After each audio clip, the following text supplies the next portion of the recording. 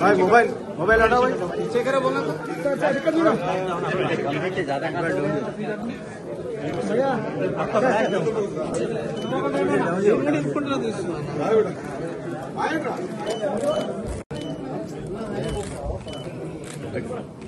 మా సహచర ఎంపీ అదేవిధంగా భారత క్రికెట్ కెప్టెన్ గా నాయకత్వం వహించి తెలంగాణ రాష్ట్ర ప్రభుత్వంలో కేబినెట్ మంత్రిగా ప్రమాణ స్వీకారం చేసి ఈరోజు ఛార్జీ తీసుకున్న సందర్భంగా వారికి అభినందనలు. వారి రాక ద్వారా తెలంగాణలో పూర్తి స్థాయి